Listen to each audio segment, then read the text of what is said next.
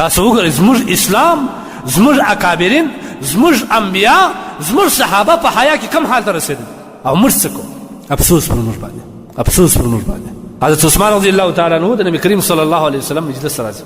نبی علیه الصلاه والسلام مجلس کې ناست داسې پیسې راپورته کړي، دروازه ورته کړې. څوک؟ ابو بکر صدیق اجازه ورکړه چې راسه. بیا دروازه ورته کړل. څوک؟ عمر فاروق بیا اجازه ورکړه. بیا دروازه ورته کړل. څوک؟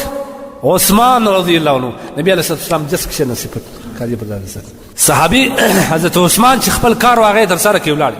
عائشه رضی الله عنها ورته یا رسول الله ابو بکر رالی ته په خپل ځای وې زما بابا جان، عمر رضی الله عنه رالی ته نه شوړېدلې، عثمان چې رالی ته ولې وشوړېدې جس ولاړ؟ الله رسول صلی جواب کوي وایي زه به ولې نه ځنې حیا کوم، زه به ولې حیا نه ځنې کوم د کم کس څخه چې د اسمان فرشتې حیا کوي. حضرت عثمان په حیا کې دومره و چې د اسمان فرشتې به د نه حیا کوي. نو زموږ ځوانان پر کومه خوا روان دي؟ حدیث کې راځي کوم عمل چې د ټولو انبیاو پر دې باندې اتفاق دی، کومه وینا چې د ټولو انبیاو پر دې باندې اتفاق دی، هغه دا اذا لم تستحي فافعل ما تشاء.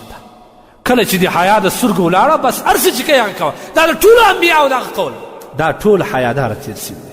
د خپل عبادت حضرت یوسف علیه السلام تاسو وګورئ د خپل حیا د عفت د حفاظت لپاره الله ته څه وایي؟ الله زما حفاظت وکړه، زه د ښځې په چال کې راغلی یم، الله زما حفاظت وکړه. انبیا دي که نه؟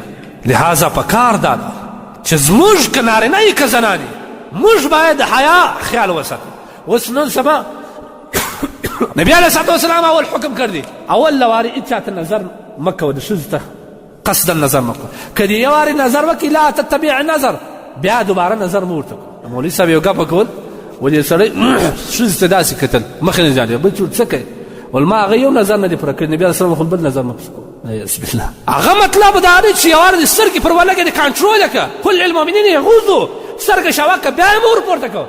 دا سترګه ورته نیول دا نور د فحشي علامه ده، دا نور د بې حیایي علامه ده چې یو چا ناموس ته دا رقم ته په غلط نظر باندې ګوره.